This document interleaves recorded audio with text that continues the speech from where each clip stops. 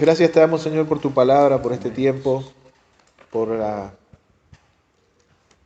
por este tiempo hermoso, Dios mío, que tú nos provees miércoles tras miércoles, esta coinonía que hay entre los hermanos, que podemos compartir y disfrutar y alimentarnos, Señor, con tu palabra.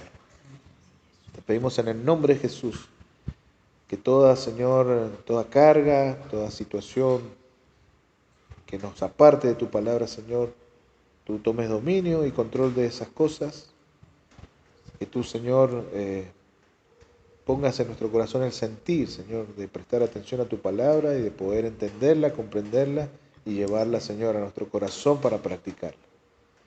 En el nombre de Jesús te damos gracias por tu presencia aquí en este lugar. Amén y amén. Amén. Gloria a Dios para siempre.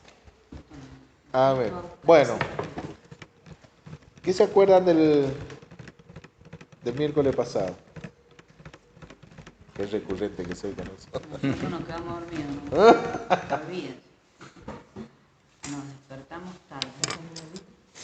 Cuando dio la hora, pero era más que papito, me iba a inscribir. Ya estábamos, claro. Ya estábamos allá. Bueno, estuvimos hablando sobre estos primeros 15 versículos del capítulo 16 de Hechos y cómo Dios terminó en el último tramo, terminó demostrando que es Él el que prepara los corazones de aquellos que han de recibir su palabra. Es Dios el que prepara el terreno para que la semilla de la palabra de Dios germine. Y hablamos sobre, de alguna manera estábamos hablando sobre la conversión de Lidia, que Dios los saca del continente asiático y los envía, o sea, primero que el Espíritu de Dios, o como dice la Escritura, el Espíritu de Jesús, no les permite ir a los lugares que ellos habían ya planeado ir a visitar y a predicar, sino que Dios les dice no vayan allí. Y los saca de Asia y los envía a Macedonia, o sea que esto ya es el continente europeo, a predicar a la palabra, y en primera instancia lo hacen primeramente con una sola persona, que es esta mujer Lidia, de la cual terminamos charlando y hablando un poco. Donde conoce la iglesia de Filipo. Exactamente, habíamos dicho que Filipo era la ciudad, o probablemente se cree que era la ciudad natal de Lucas, que ya se añade a este viaje misionero, y que habíamos llegado a la conclusión de que Filipos, en la casa de Lidia, se establece la primera iglesia de la zona en ese lugar, ¿sí? Bueno, ahora vamos a leer, en realidad la historia tendríamos que leerla desde el versículo 16 al 40, para que esté completa, pero nosotros nos vamos a detener hasta el versículo 24. O sea que vamos a leer desde el 16 al 24. Y el Señor nos va a hacer tratar el tema, en este caso, sobre el multiforme poder del Evangelio. Y vamos a arrastrar un poquito de lo que vimos el miércoles pasado y vamos a seguir adelante con esta enseñanza que Dios quiere darnos a nuestra vida. El multiforme poder del Evangelio. Entonces leemos a partir del versículo 16 y vamos a, más allá de que ustedes después en su casa lean hasta el 40, vamos a detenernos en el 24, ¿sí? Dice así la palabra del Señor y su pueblo dice, amén. Amén. Mientras íbamos al lugar de oración, nos salió al encuentro una muchacha, esclava, que tenía espíritu de adivinación, la cual daba grandes ganancias a sus amos adivinando. Esta, siguiendo a Pablo y a nosotros, gritaba, estos hombres son siervos del Dios Altísimo, quienes le proclaman el camino de salvación. Esto lo hacía por muchos días, pero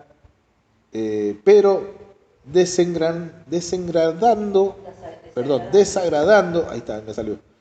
Esto a Pablo se volvió y dijo al Espíritu, te ordeno en el nombre de Jesucristo que salgas de ella. Y el espíritu salió en aquel mismo momento. Pero cuando sus amos vieron que se les había ido la esperanza de ganancia para ellos, prendieron a Pablo y a Silas y los arrastraron hasta la plaza ante las autoridades. Después de haberlos presentado a los magistrados superiores, dijeron: estos hombres, siendo judíos, alborotan nuestra ciudad y proclaman costumbres que no es lícito aceptar ni observar, puesto que somos romanos. La multitud se levantó en contra de ellos y los magistrados superiores, rasgándoles sus ropas, ordenaron que los azotaran con varas. Después de darles muchos azotes, los echaron en la cárcel, ordenando al carcelero que los guardara con seguridad, el cual, habiendo recibido esa orden, los echó en el calabozo interior y les aseguró los pies en el cepo. Amén. Antes de que nosotros entremos y nos fijemos en esto que Dios nos quiere mostrar, el multiforme poder del Evangelio, me gustaría que ustedes tomaran nota de algunos versículos bíblicos y después en sus casas lo leyeran, que hablan específicamente desde el comienzo de que en el corazón de Dios, el plan de Dios era formar una iglesia no única y exclusivamente para judíos, sino también que en el corazón de Dios estaba también incluir a los gentiles que aceptaran a su Hijo Jesucristo como Señor y Salvador. Entonces, no es que Dios se encuentra con la sorpresa de que su pueblo escogido lo rechaza y manda a Jesús a la cruz para poder ahí incluir a aquellos que no son judíos de raza, sino que son judíos o pasan a ser judíos por adopción, por medio del aceptamiento de Dios como nosotros hijos de Él, ¿sí? Entonces, a veces los cristianos creen de que gracias que los judíos no aceptaron a Jesucristo, que no lo vieron, que no se dieron cuenta o que simplemente lo rechazaron, nosotros ganamos el favor de Dios por eso. No, esto viene del principio. Dios ya en su corazón había dispuesto a salvar a la humanidad, hebrea, judía y gentil también, ¿sí? El primer versículo que quiero que anoten es, obviamente, Génesis 3:15, que es donde comienza todo. Anótenlo, no lo vamos a leer, después lo buscan y lo leen en su casa. Allí en Génesis 3:15, la simiente no era solo para los judíos, sino dice que pondrá enemistad entre Dios. La serpiente puso enemistad entre Dios y los hombres. No habla de una raza, de una etnia o de un pueblo, habla de todos los hombres. Génesis 12:3. A Adán le dijo: en ti bendeciré a todas las familias de la tierra. A todas las familias de la tierra. Y estamos hablando del Antiguo Testamento. Lastimosamente el pueblo judío se cree exclusivo en eso. Sin embargo, desde tiempos antiguos, estamos hablando de Génesis, desde el comienzo, Dios empezó a mostrar que el plan no era únicamente para un pueblo, sino para todo el mundo que lo aceptara. Isaías 42, 1 al 9. Los profetas lo anunciaron. Dice que Jesucristo es el que traerá la justicia a las naciones, que es el pacto y la luz del mundo. Isaías 42, 1 al 9. Isaías 49, 6. Vuelve nuevamente a hablar de Jesucristo y dice que Él es la luz a las naciones hasta la totalidad de la tierra. Vuelve ahí a hablar de que no es únicamente para un pueblo, sino que incluye la totalidad de todos los pueblos de la tierra. San Juan 10, 16. Jesús dijo: hay otras ovejas que debo traer para formar un solo y un mismo rebaño. Esas otras ovejas eran los gentiles, somos nosotros. ¿Sí? Y por último, en Hechos de los Apóstoles, capítulo 1, versículo 8, ¿alguien lo sabe? ¿Qué dice? Y recibiréis poder cuando haya venido sobre vosotros el Espíritu Santo, y me seréis testigos en Judea, en Jerusalén. No, Jerusalén, Judea, en toda Judea, en en Samaria Samaria. y hasta el... Bueno, Hasta lo último de la muy bien, Rebeca, felicitaciones. 1:8. Jesucristo nos señaló el camino a seguir, porque justamente dijo, me seréis testigos. Primeramente en Jerusalén, luego en toda Judea, en Samaria y después hasta lo último de la tierra.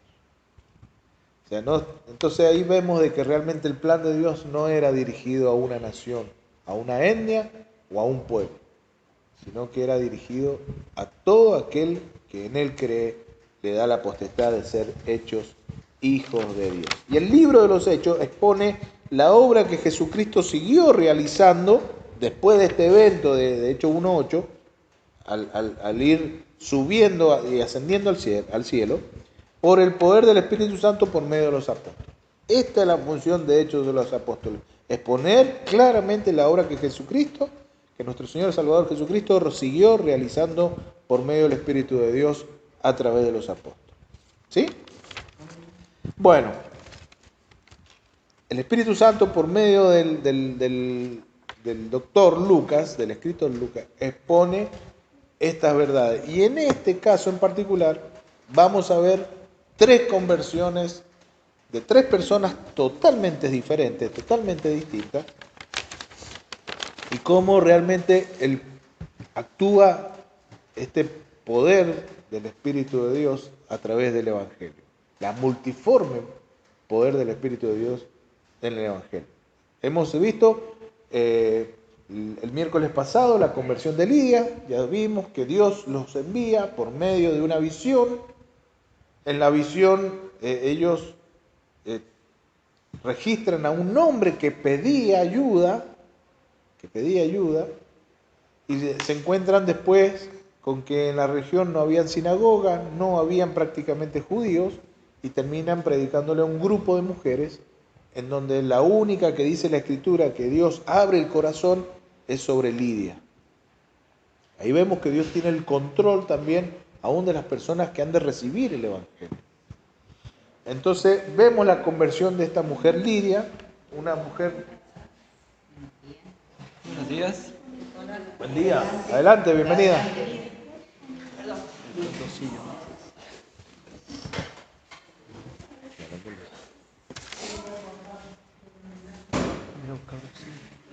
¿Qué tal? ¿Cómo le va? Acá dice ya.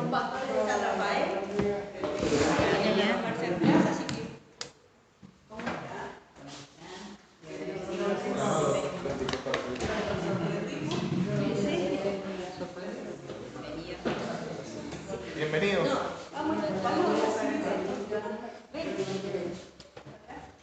Bueno, la pastora Aguilera de San Rafael, el pastor no sé cómo se llama, Oviedo, son de San Rafael, son Bueno, pastores misioneros. Bienvenido. Bienvenido. Bueno, adelante. Está bien, sí. Hechos capítulo 16, y hemos leído, en realidad la historia sería hasta del versículo 16 hasta el 40, pero hemos leído hasta el 24, por una cuestión de tiempo, ¿no? Bueno, y estábamos hablando justamente, volviendo al tema de Hechos, estamos hablando de la conversión de esta mujer, de Lidia, donde el Señor les dice no a Pablo, a Silas y a Timoteo, que se había sumado, le dice no vayan para esa zona, y Pablo recibe una visión que los manda a Macedonia, específicamente a la ciudad de Filipo. Entonces dejan, por una orden de Dios, Asia y se trasladan a la parte inferior de Europa. Y comienzan ahí la predicación, donde no encuentran sinagoga en Filipo, no habían muchos judíos para poder predicarle. Acuérdense que ellos apenas llegaban a una ciudad, lo primero que hacían era visitar la sinagoga y hablarle primeramente al pueblo judío.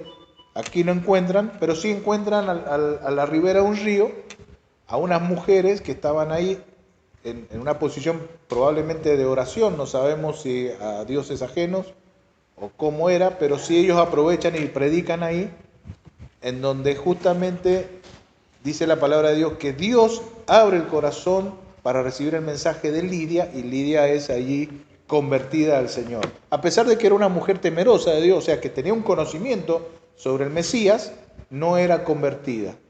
Entonces ahí recibe, Dios abre el corazón de Lidia y recibe el Evangelio de boca de Pablo en este caso. Vimos entonces que esta mujer se convierte en ese lugar, tenía un estatus social alto, lo vimos, porque se dedicaba a vender estas telas tan caras, que debían ser teñidas al púrpura con un hongo que era escaso en el tiempo y carísimo, que era temerosa de Dios. A esto se le llamaban a los gentiles que creían en un Mesías pero aún no eran convertidos. Bueno, después de la conversión, ella los invita a venir a su casa. Vimos que Jesucristo, según el versículo 14 del capítulo 16, que es Jesucristo el que abre el corazón de las personas para recibir el Evangelio. Y también podemos destacar rápidamente en la conversión de esta mujer que la religiosidad que esta mujer arrastraba, traía, dijimos que era temerosa de Dios, no era suficiente para la salvación, que sí o sí debía tener un encuentro personal con Jesucristo. Una vez que Jesucristo abre su corazón, quita el velo que todo ser humano por una condición caída arrastra sobre lo espiritual y recibe el mensaje de la palabra de Dios, se convierte al Señor Jesucristo. Ese es la primer conversión de este lado de Macedonia, de Europa, que vemos en esta historia. Y estamos hablando, el título del estudio de hoy es el multiforme poder del Evangelio. Y vamos a ver a lo largo de los siguientes miércoles 3 conversiones diferentes, de personas totalmente distintas. La primera es esta mujer Lidia, una mujer que tenía posición social, posición económica, que simplemente ella recibió el Evangelio porque si bien Dios es el que abrió su corazón, pero lo recibe como de una manera natural, o sea, como quien escucha el mensaje y lo recibe sin mayores problemas, o sea, sin mayores tragedias, digamos. Pero viene la segunda parte, que es la parte que leíamos, que es la conversión de esta mujer adivina, de esta muchacha que es adivina, ¿sí? Y eso es la lectura de hoy a partir del versículo 16 en adelante. Dice, mientras íbamos al lugar de oración, volvían a reunirse en la misma orilla del río, dice, nos salió al encuentro una muchacha esclava que tenía espíritu de adivinación. El espíritu de adivinación, según el griego, está hablando, ellos lo determinaban como un espíritu de la pitonisa. Como la cultura era greco-romana, acuérdense que Roma había quitado el imperio a los griegos, entonces estamos en una cultura greco-romana, o sea, entre griegos y romanos. Los romanos, como todo conquistador, adquieren muchas cosas de la cultura anterior a los que fueron conquistados. Entonces esta cultura greco-romana arrastra mucho de lo que era justamente lo que ellos tenían como dioses y todo lo que significa las costumbres griegas en cuanto a esto. Y los griegos creían en esto, en que una pitonisa era una serpiente que custodiaba, según la mitología griega, que custodiaba al profeta, que ellos le llamaban, que era el que predecía el futuro, era el que podía maldecir a una persona o a una nación, o que podía proveer algún tipo de protección a las personas que iban ahí. Pero estaban en el ocultismo. Sí, esto es la cultura grecorromana de la zona, ¿sí? Ellos, acuérdense que está entrando el Evangelio. Entonces, esta chica tenía este espíritu que indudablemente era un demonio, estaba endemoniada, y este espíritu de ellos lo determinaban como el espíritu de la pitonisa, de aquel que podía predecir el futuro. Y de esa manera también lo usaban, porque no dicen que esta chica era esclava, ¿sí? Que no tan solo que era esclava de la gente, porque tenía una persona que la dirigía, de hecho dice la Biblia que ganaba mucho dinero con ella, sino que también era esclava de Satanás, que estaba endemoniada. Estaba endemoniada. Entonces, esta gente ganaba mucho dinero. Y de la manera que lo usaban era justamente para esto, para decir, a ver, ¿qué me depara el futuro? O para propiciar alguna maldición a alguna persona, o para protegerse de la maldición de alguien. Y este sentido de pitonisa, o sentido de adivina, en este contexto griego, para nuestros días, es lo mismo que hablar de medium. ¿Ustedes conocen lo que es un medium? Son de aquellos que practican el ocultismo por medio de la escuelita científica Basilio, que le dicen, que son los espiritistas. ¿Sí? Que son los espiritistas. Entonces... con respecto a eso, ahora hay una que estábamos viendo hace un tiempo atrás, y se ha puesto de moda las constelaciones. Que es lo mismo, nada más que está maquillado y le han puesto un nombre un poquito más adaptable a la sociedad, pero es la misma historia. Que toma a una persona en lugar de un ser querido del otro y el otro le habla como si estuviera hablando con la abuela, con el tío. Sabemos que evidentemente Satanás siempre va a buscar las alternativas para seguir engañando. Esto no es nada nuevo, esto es viejo, hermano. O sea, Satanás lo único que hace es modernizar sus estrategias. Pero son los profesionales que él utiliza hoy día, ese rango, ¿no? Claro. Aunque no esté en una universidad, pero son profesionales de Satanás. Exactamente, sí. Hijos de, así como nosotros somos hijos de Dios, hay hijos lamentablemente del enemigo que están a disposición de él. Es más, Jesús llamó a uno de sus discípulos así, hijo de perdición. O sea, no es... vemos que no es nada que nosotros tengamos que sorprender. Estas cosas suceden, ¿sí? O somos hijos de luz o somos hijos de las tinieblas.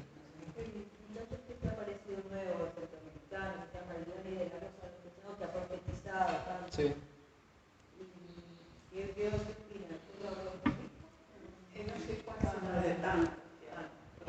Yo lo que he escuchado de esa chica que hace Leda, le dicen, que hace curaciones, que hace sanación. Eso sí escuché.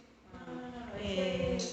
Que ha aparecido que todo lo que profetiza sobre los gobiernos, sobre lo que viene, que no me parece mal, digo, bueno, una de esas se lo revela a Dios, pero ahora está todo lo Deseo la palabra. y toda la gente le llama y él no le dice, y ya realmente, creo que capaz que el Señor le daba, pero este mensaje de la Buscame en internet. ¿De dónde es esto? no sé, de dónde es Centroamérica, no sé de qué lugar, nadie lo ha visto. Establezcamos algo, hermanos, para que ustedes no se confundan. Porque hay muchas vertientes que pueden sonar cristianas, que pueden tener una terminología evangélica y no proviene de Dios. Recuerden lo que...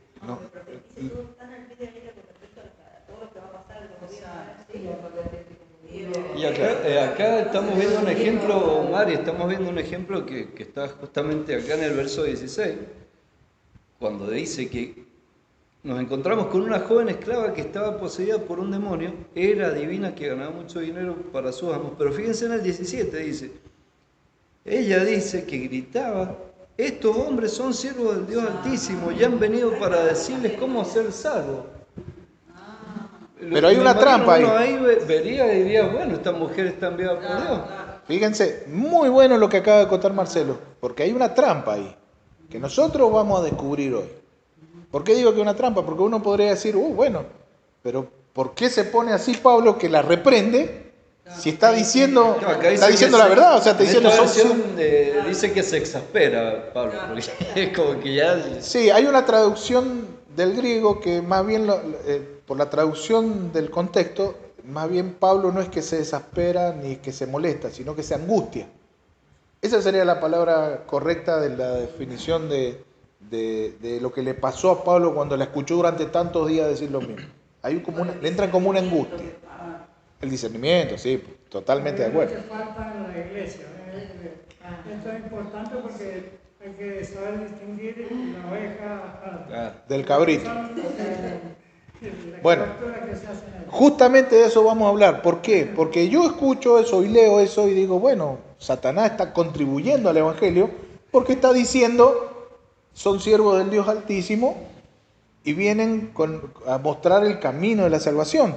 Pero ya enseguida vamos a ver que hay una trampa ahí de Satanás, muy sutil, que si nosotros no ahondamos en la Escritura no la vamos a saber ver y descubrir rápidamente, por lo menos, ¿no? Esa es la importancia de estas reuniones, ¿no? Sí, Que por eso cada la uno riqueza. necesitamos conocer más para poder desarrollar los temas así tan importantes hoy día cuando el enemigo astuto utiliza armas que nosotros las podamos derrotar, pero tiene que ser con el discernimiento de espíritu de la revelación bíblica. Hermano, es muy sencillo. La Biblia nos enseña algo, el Señor nos enseña algo, que nosotros debemos simplemente resistir al diablo. Nosotros debemos resistir al diablo y él huirá de nosotros. No hay pociones mágicas, no hay nada raro para hacer acá. Esto es resistir al diablo y eso es una promesa, hermano. Y cuando Dios da una promesa, Él pone toda su gloria, todo su honor, toda su santidad, toda su misericordia, toda su gracia, todo lo pone para que esa promesa se cumpla. Y como dice la Escritura, que el hombre sea hallado mentiroso y Dios sea hallado verídico. Entonces esto significa de que Él no es hombre para arrepentirse ni hijo de hombre para mentir. Somos siempre nosotros los que fallamos. Pero volviendo así rápidamente, porque lo voy a enganchar después con la sutileza de Satanás en esta declaración de la divina, de estos, entre comillas, y lo repito, entre comillas, profetas que andan dando vuelta por ahí. Hay dos clases de profetas, hermano. Y estas dos clases de profetas siempre están del lado equivocado, o sea, del lado antibíblico. Está el profeta que profetiza cielos nuevos y ríos en el sequedal, y están los profetas que profetizan juicio.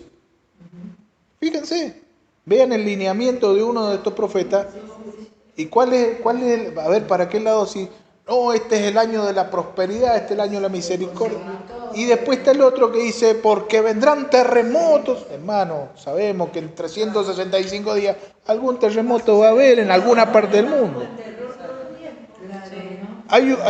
No recuerdo en este momento, a ver si Marcelo por ahí me puede ayudar, no recuerdo en este momento el nombre del profeta que en Panamá profetizó que Panamá iba a desaparecer el año pasado por un terremoto tremendo que iba a tener y con tsunami y todo eso, iba a desaparecer Panamá. Y ojo, el hombre es panameño, y profetizó todo esto. Yo no recuerdo el nombre en este momento. Por supuesto que eso no se cumplió, porque Panamá sigue, de hecho está... Hermoso, allá están los nietos nuestros, perdón, Sí, de 16 años que están en Jujuy y fueron a hacer las prácticas a Panamá y a la frontera, a todos los lugares que claro. están allá. Panamá es hermoso. Excelente para trabajar. Yo conozco por fotos. No, yo lo conozco, estuvo un mes. Bueno, entonces, ¿qué sucedió? La gente tuvo tanto temor que hubieron casos de personas que realmente la pasaron mal emocionalmente, la pasaron mal. ¿Qué es lo que hizo el gobierno? Lo demandó millonariamente por haber metido miedo sobre el pueblo, sobre la nación. Entonces tengamos cuidado, hermano, no creamos todo lo que por ahí andan diciendo. Deuteronomio dice, y no recuerdo en este momento exclusivamente, 23 o 26 por ahí, Deuteronomio dice, y esto es palabra de Jehová, dice, cuando un profeta hablare y todo lo que dijere no se cumpliere, ese profeta habla de sí mismo y habla por su propia palabra y no estoy yo en el asunto. Entonces, a ese profeta, deséchenlo, desestímenlo, porque no es profeta. La trascendencia de este chico es que todo lo que ha hecho se cumple, de los presidentes, los gobernadores, todo. Entonces, viste, no es porque lo sigan, es que ha trascendido mucho. Y ¿qué pasa? desde que da la profecía después pasa el cumplimiento. Pero es todo juicio. Bueno, El ustedes saben, miércoles el pastor Jorge Sí, habló justamente de por esto, eso, ajá. de las profecías, de las famosas profecías y de los profetas que se levantan en este tiempo. Y él nos aconsejó y hablaba. Esta es nuestra profecía, decía él. Levantaba la Biblia. Agarre, lea la palabra. Es nuestra profecía. Ahí está la Tenemos profecía. la palabra profética más segura, que es la palabra de Dios. Lo dijo el día miércoles, fue el primer miércoles cuando comenzó, dice, esta es la primera reunión. Y yo le quiero, dice, decir que ustedes no se confíen en esos famosos profetas. hay dos rangos de profeta. El profeta histórico, que es el del Antiguo Testamento, los profetas que hablaban en nombre del Señor porque Dios les enviaba revelación simplemente Que tenían el oficio. que tenían el oficio de profeta, que eran llamados por Dios, separados por Dios para la profecía, porque evidentemente no contaban con algo que nosotros sí contamos, que es la Sagrada Escritura. No contaban con eso. Entonces, de alguna manera, Dios tenía que transmitir el mensaje. Usaba esos profetas. Esa es la primera línea de profeta. La segunda línea de profeta es todo aquel, en este momento yo estoy oficiando de profeta. ¿Por qué? Porque el profeta significa mensajero. Entonces todo aquel que lleva un mensaje de la palabra de Dios es profeta. Pero no es que yo traigo este mensaje porque Dios me está dando la iluminación de un mensaje nuevo y me está declarando. No. Estoy profetizando lo que la Escritura ya ha revelado y nos está iluminando en este caso. Entonces, para mí, y se los puedo demostrar bíblicamente, para mí en lo personal, el profeta humano, terminó en Juan el Bautista. La línea esa de profeta termina en Juan el Bautista, de la línea como dijo Marcelo, de los profetas que fueron llamados como profetas. Ahora nosotros tenemos un profeta y sumo sacerdote que es Jesucristo. ¿Sí? Entonces, ahí termina el profeta como en el Antiguo Testamento. Continúan los profetas que cuando se paran detrás de un púlpito o están predicando en una persona, están profetizando, están dando un mensaje de la Escritura, pero no inventando, sino lo que dice la Escritura. Entonces, nosotros tenemos que tener en cuenta eso. Mire, cuando yo escucho una profecía o cuando viene alguien, y esto por favor se los digo con todo el respeto que todo el mundo se merece y con todo el temor del Señor, les cuento esto. Cuando alguien a mí viene y me dice, el Señor me dice, el Señor me ha mostrado, el Señor me ha dicho, me ha revelado, yo lo freno antes que continúe y le digo, momento, si lo que estás a punto de decir está dentro del canon de las Escrituras, y contiene un capítulo y un versículo, yo lo recibo. De lo contrario, si no está ahí, es una nueva revelación que está fuera de las Escrituras, y como está fuera de las Escrituras, Gálatas dice que es un evangelio diferente, y como es un evangelio diferente, para mí es anatema. ¿Me entienden? ¿Por qué? Porque la revelación de las Escrituras está, desde tapa a tapa, de Génesis y Apocalipsis, ya está. Dios no tiene ninguna necesidad de andar declarando cosas nuevas, ni para el día, ni para la semana, ni para la quincena, ni el mes, ni para el año. Hay un tema también que es importante entender, ya que estamos hablando del asunto es cuando Pablo le advierte en la carta a Timoteo, diciéndole que cuál iba a ser el carácter de los hombres de los próximos tiempos, de los postreros días, y en los cuales el común denominador de todo esto es el comezón de oír de la gente. Entonces dice que se van a levantar falsos maestros, engañadores. ¿Por qué? A causa del comezón de oír nuevas revelaciones, nuevas. A ver, ¿qué es lo que Dios me dice? Y aparte el futuro de vida. Claro, y esa... Quieren saber. Claro, entonces ahí donde Pablo le advierte a Timoteo, con cuidado, ten mucho cuidado porque se van a levantar esos falsos maestros, engañadores, por justamente lo que hablaba recién, el comezón de hoy, querer escuchar nuevas revelaciones. Entonces va la gente que va a congregarse o a buscar a ver lo que dice tal profeta que viene. Ajá. Dice, Jesús ya lo dijo en Mateo 24, en Lucas también, Es lo la que iba a ignorancia de suceder. los pueblos. Claro, Porque, claro. nosotros tenemos muy grandes sectarios y ustedes los conocen también. Y cuántas profecías le han fracasado. Le hablo de los testigos. Los testigos, cuántas veces han profetizado Se han cansado ya. desde su líder que impuso lo que él está enseñando. Entonces, por eso es tan importante la enseñanza, ¿no?, bíblica, y que la persona reciba esto para aferrarse cada día más a lo que está escrito, que es el Espíritu de Dios. Fíjense qué bueno que es Dios, porque Dios siempre se adelanta. Es como el juego de ajedrez, ¿vio? Uno siempre tiene que estar un par de jugadas adelante. Y Dios hace eso con nosotros. ¿Qué dice en el libro de Oseas? Mi pueblo fue destruido porque le faltó conocimiento. Hermano, ¿ustedes quieren ser engañados? No lean la Biblia. ¿Ustedes quieren ser llevados a la herejía, a vertientes de doctrinas de demonios? No lean la Biblia. Ahora, ¿ustedes realmente quieren ser verdaderos hijos de Dios en el que Dios pueda decir, este es mi hijo amado en el cual yo tengo contentamiento por ello? Lean las Escrituras, estudienlas, vayan a lo profundo de las Escrituras, escudriñenlas. Jesús dijo, escudriñen las Escrituras porque a vosotros os parece que en ella está la vida eterna. A ustedes les parece que en ella está la vida eterna. Y es verdad. ¿Por qué? Porque ellas dan testimonio de mí. Ellas son las que dan testimonio de mí.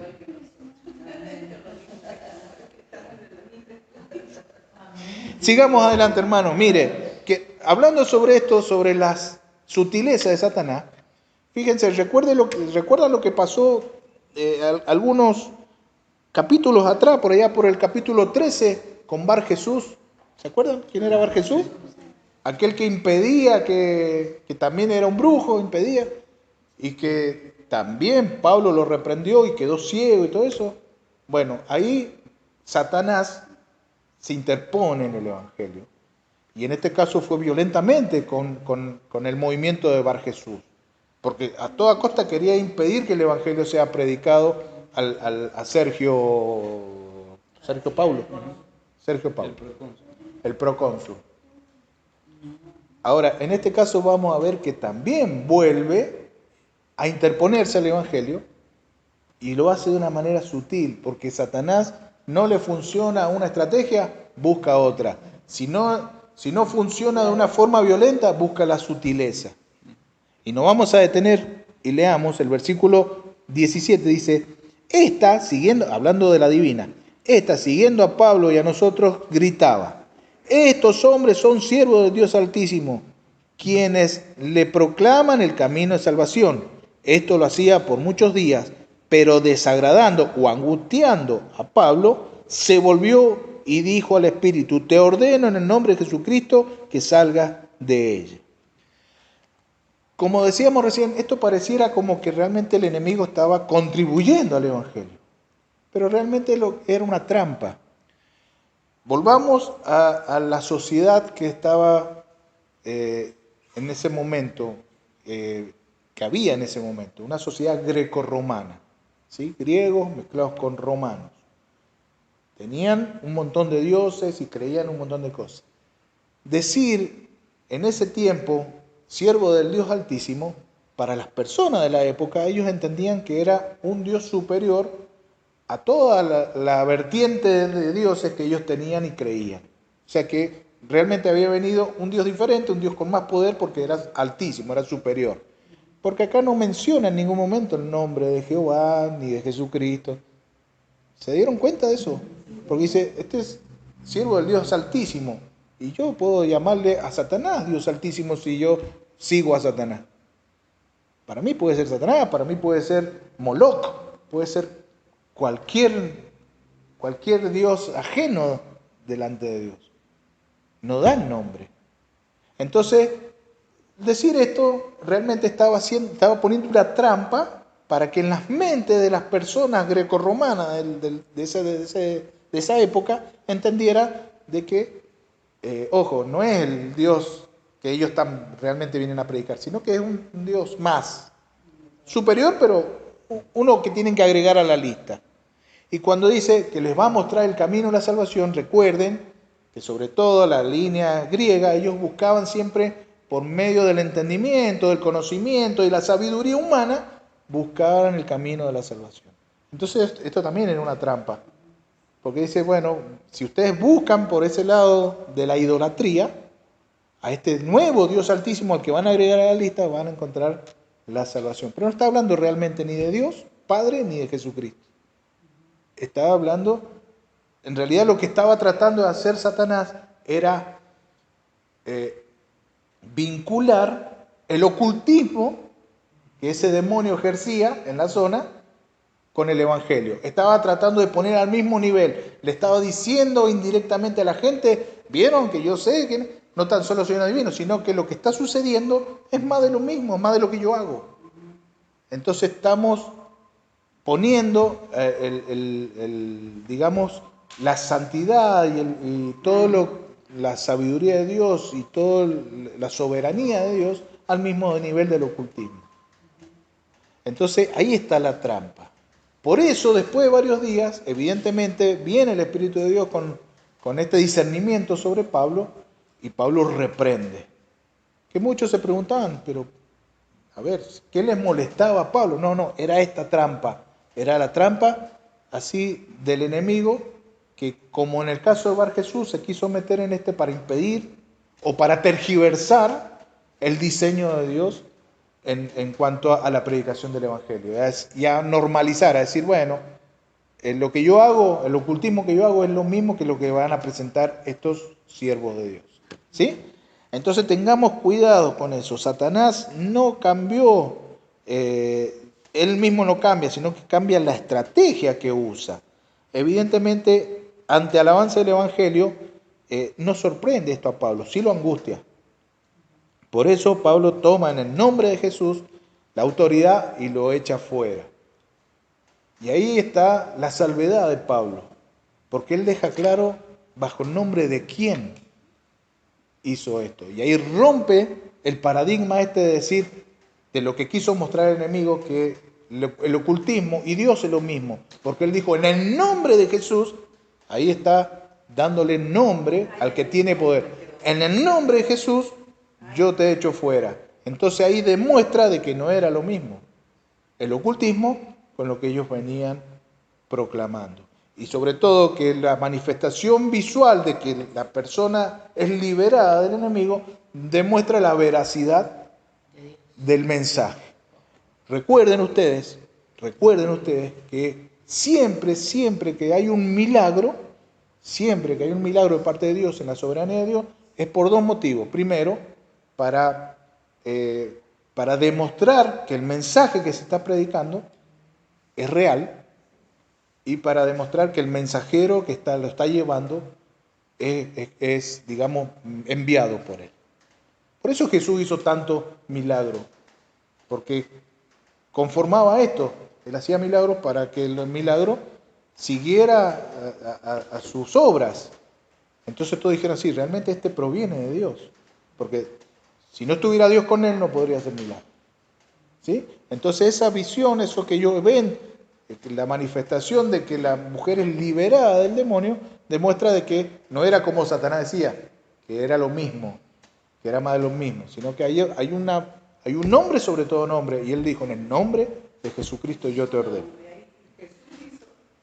Ahí cortó de raíz todo. Vamos, ¿qué hora es? Bueno, vamos, ya, la verdad que nos fuimos un poquito por la... No, pero está muy bueno.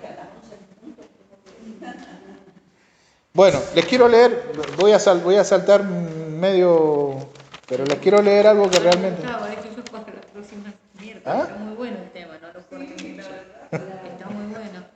¿Qué hacemos? No, déjelo pendiente. Lo que pasa es que yo el miércoles que viene quería hablar del tercer convertido, que es el carcelero. Vamos a quedar con esto, está muy Es que ya se me fue la... ¿Qué hace Lidia después de la luz? ¿Cómo? ¿Qué paso dio Lidia después de la luz? Después Que fue convertida, Lidia, tocada. Se bautizó. Ahí está. En realidad no tan solo ella, sino toda su familia. O sea, es igual que en el carcelero. Creyó ella y toda la familia fue alcanzada. Bueno, ese es el éxito total de una familia cuando viene el Evangelio, ¿no? Es muy lindo este ejemplo. Bueno, entonces vemos que Satanás ataca una vez más, como en el mismo ejemplo de Bar Jesús, capítulo 13 anterior, pero en este momento lo hace con una cierta sutileza, que si uno no está ahí bien hilando finito, no se da cuenta. Pero sí la Escritura, por medio de Lucas, nos revela que esto era una trampa, que estaba tratando de normalizar. Lo mismo que sucede hoy, hermano, que hay lamentablemente predicadores que la Biblia dice que estaban con nosotros pero no eran nuestros, que tratan de normalizar y de ser, permiten un montón de cosas del mundo y ahí uno normaliza, uno pone al mismo nivel el mundo que la iglesia. Y la palabra santo, que es como debe ser la iglesia, significa separado. Entonces la iglesia y sus miembros, sus hijos y sus santos deben estar separados del mundo. Separados del mundo. Entonces no podemos normalizar las cosas. No podemos decir, y espero que no ocurra por mucho tiempo, por lo menos no muy de cerca, de que empecemos a bendecir, por ejemplo, a las parejas del arco iris. ¿Por qué? Porque Dios no puede bendecir lo que Él mismo llama abominación. Pero hay muchas iglesias que ya lo... De hecho, la Iglesia Católica Papa Francisco ahora va a bendecir. Ya emitió la orden de que se dé una bendición. Y no, hermano, no, Dios lo llama abominación. Entonces no se puede bendecir lo que Dios abomina. No se puede. Entonces normalizamos, traemos cosas del mundo a la iglesia y las normalizamos. No hagamos eso, hermano. Tengamos mucho cuidado con eso. Bueno, Dios siempre utiliza los ataques, esto es otro punto, Dios siempre utiliza los ataques del enemigo para el avance del Evangelio. ¿Se dieron cuenta? Pasó con Bar Jesús. ¿Qué pasó con Bar Jesús? Cuando lo reprende Pablo, Bar Jesús se queda ciego. ¿Y qué es lo que hace el procónsul? Oh, sí, creo, y se convierte. En el caso de la muchacha esta, de adivina, Pablo la reprende, el demonio sale y todo el mundo, en el avance del Evangelio, todo el mundo dice, no era lo mismo. No era lo mismo el ocultismo que lo que vienen predicando esta persona. Acá realmente hay un Dios todopoderoso. ¿Sí? Y Dios abre los corazones en ese momento para recibir el Evangelio. Amén.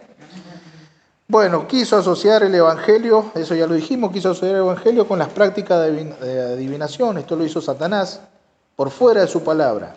Después anoten Deuteronomio 18:9, que tiene relación con esto. Esto enseña que el pueblo debe confiar en la palabra de Dios y no debe consultar a nada que sea diferente a su bendita palabra y voluntad. Deuteronomio 18:9 lo enseña. Anoten también Isaías 8:19 y 20. Y acá les dejo yo una aclaración. Ojo. Isaías 8:19 y 20. Les dejo mi aclaración. Ojo con aquellos que van por el encanto de oír, y estamos hablando de los cristianos, que van por el encanto de oír cosas a sus oídos y no por el mensaje de salvación. Sobre los falsos profetas. Eso no es evangelio, hermano. Eso no es evangelio. Eso es ir, como decía recién Marcelo, eso es ir en pos de lo que el oído quiere escuchar, del comezón de oír. En esta cultura grecorromana, ¿sí? Era una cultura politeísta. La frase Dios altísimo y camino de salvación significa que es algo muy diferente a la exposición del Evangelio. Satanás quiso unir la predicación del Evangelio con el ocultismo y la idolatría, adulterando y tergiversando así el Evangelio en las creencias de la gente, en la mente de las personas. Entonces, después de varios días, Pablo toma la autoridad que el Espíritu de Dios le da y echando fuera al enemigo, rompe con ese plan del enemigo. ¿Sí? Alguien que pueda leer el versículo 18 del capítulo 16.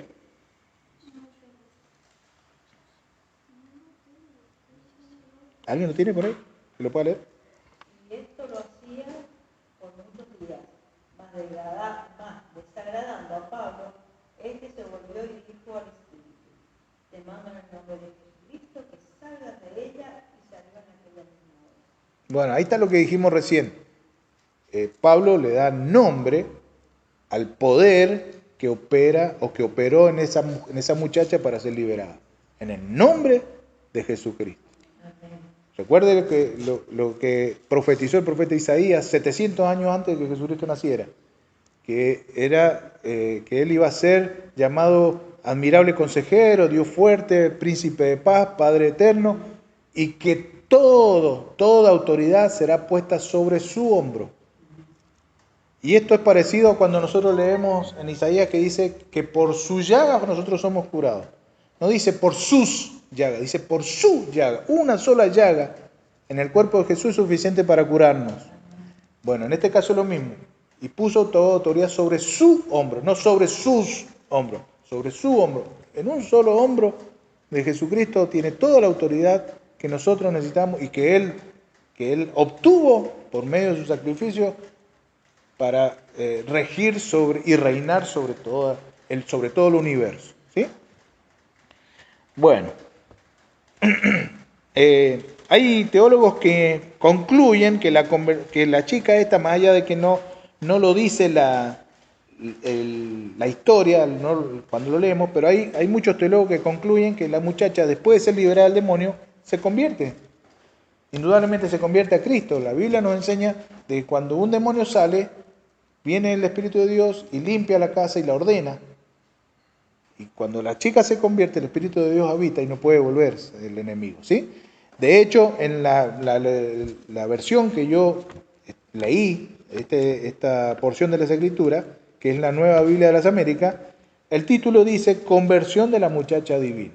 O sea, no lo dice la historia, no dice Lucas específicamente y se convirtió, pero evidentemente hay razones para pensar que la chica esta, después de ser confrontada con el poder de Dios, ella no tan solo es liberada, sino que se convierte.